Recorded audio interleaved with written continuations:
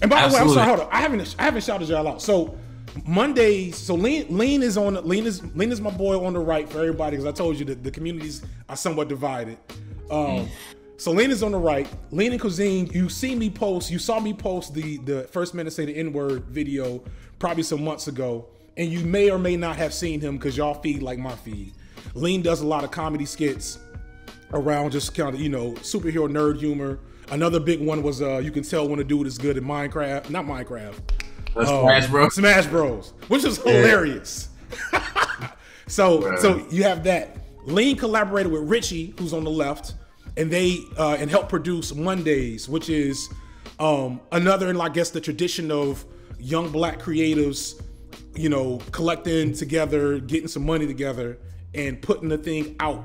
So you can check out this season of Mondays on Lean and Cuisine's channel, but you will also, I guess, find other Mondays content on the Mondays channel. Yep. Right? Okay, cool. I wanted to make sure that was out there. I'm not good at, I don't know what I'm doing, y'all. I'm just be talking to people. Yeah. So that said, talk to me about, especially that particular scene. And y'all should check out Mondays on the channel because it's good shit. That particular scene, what was that for? That serves that, you know what I mean? To your point earlier of it feeling like a collection of vignettes, I wanted something that thematically kind of covered everything that you come across in the 6 episodes. So without like going too far into detail, I think you kind of hit on it. Like two of the things that are prevalent in the space at work, at least with these employees at this company, is that they don't really want to be there, but you have to be because of the system of capitalism. Everybody needs a job, everybody needs to eat. Right. And where does that stem from, right? So like that was initially what I think the main thing was capitalism forces us to live in this system, and eventually with that comes apathy, right? And you're sold that dream early, right? When you're a kid, you don't realize what your life will become. Right. And once you're in it, you kind of have like that existential crisis, for lack of a better word, like where you're just like, oh, this is like the totality. This is a totality of life. Like, oh, this is like what I'm going to be doing with my time here. And for a lot of people, that's like a sucky realization to come to.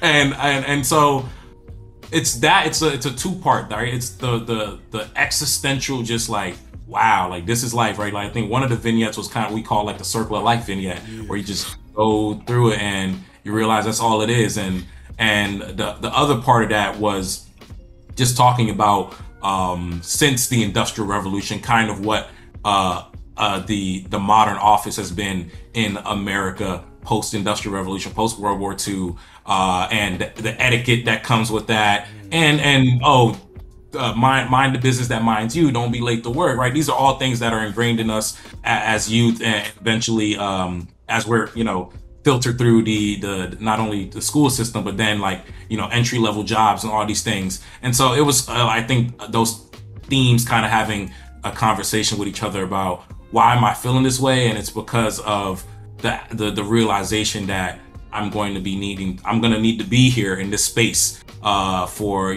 probably the rest of my life, or until I can retire. And why is that? And it's because of this system and this country that we live in. And it was just more so like that realization, and I wanted something to ground all of those feelings for what the show is, kind of loosely connected plot wise from episode to episode. Right. And I think you could just look at those 2 vignettes at the beginning of episode 6, the last episode, and feel, oh, that's what the show is trying to say. Yeah, it's the first hint at it to me was the really unlikable guy.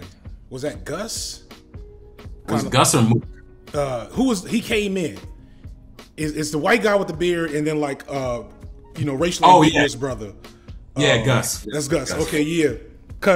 So I was a teacher, and I love teaching. I would, if they would pay me what I'm getting paid now to do YouTube, I would go back to teaching. You know what I'm saying? Because I get less hate mail. But what I realized, like after my first couple of years, is that teaching is still within like this closed system of like what we're doing. So I would have, and like I have all these rules and like limitations on educating children that don't make no sense unless you're obligating yourself to maintaining the system. And so like I would start to try to subvert the system, and then I would start getting in trouble. You know, that's a whole other story.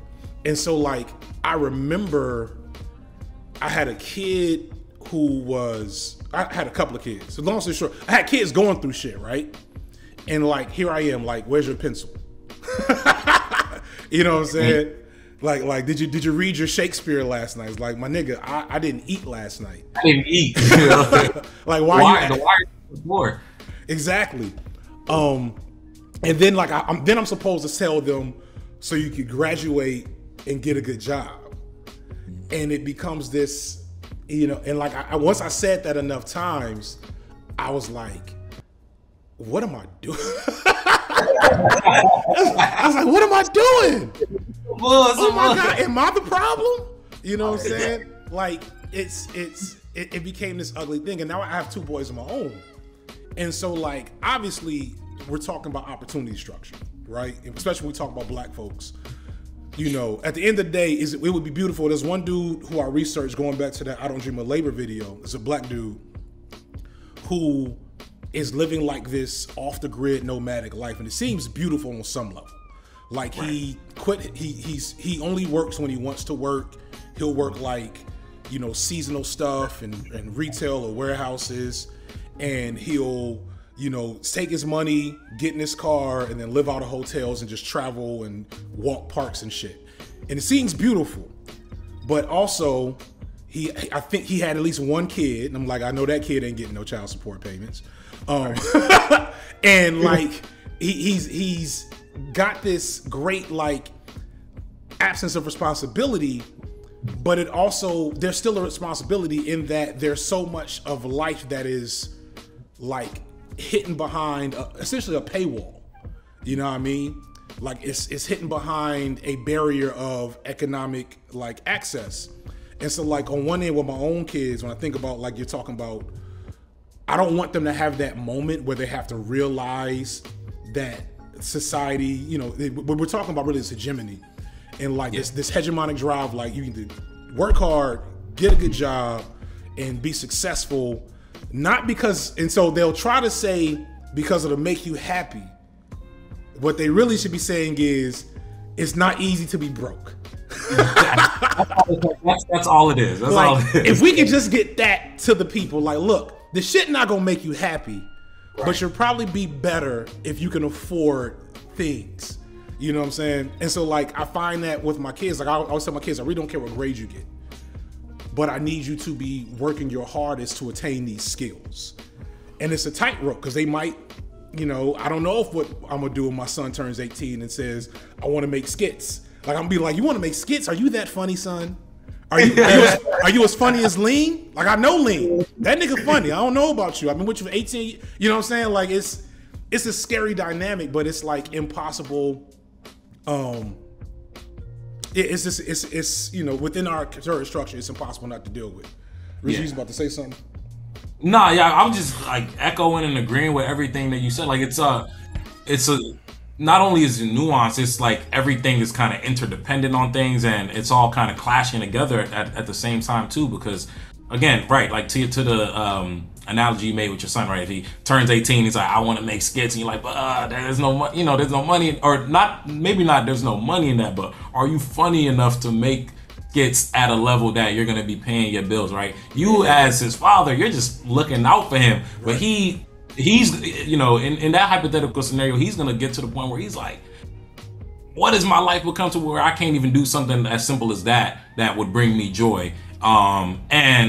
I think that the one thing that the show tries to pepper in at least a little bit is like, it's okay to feel like that, and two, because we live in these systems, right? Like these feelings don't kind of appear out of thin air, right? It's kind of how you're brought up, and that realization that it's kind of rigged in a sense. And that's why Lean's that scene that you mentioned where Lean's character is talking to Gerald about the revolution. He's like, yeah, I mean, that's cool and all, but I was broke yesterday. I'm doing all right today, and I am trying to get the bag. And until we figure this revolution out, I gotta do what I gotta do, and you know, and I think why I love the I Don't Dream of Labor video, because it's just it deals with reality, which is really what Mondays tries to get across. Like, no, we're dealing with reality, and until the revolution shows up and it's organized, and you know, when and y'all not gonna put us on the front lines.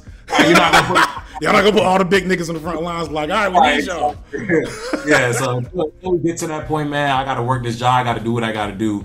And most of the characters on the show are just a different expression of like that realization, right? You have one character that's, oh, cool, I'm gonna do what I need to do at the job and be lethargic, lazy, I'm chilling. You have other characters that overdo the aspirational aspects. Like the character I play, he's looking over his shoulder. He's really competitive. Snitch.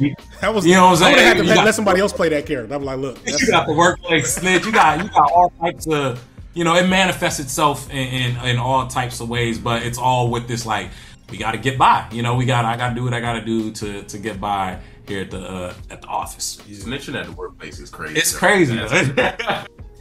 You know, but in their head, it's like, this is a survival method. Either I'm not trying to do anything to get fired, or I'm trying to get in the boss's good graces, or, you know, whatever the case may be, but I'm trying to get by is the kind of and that becomes the conundrum.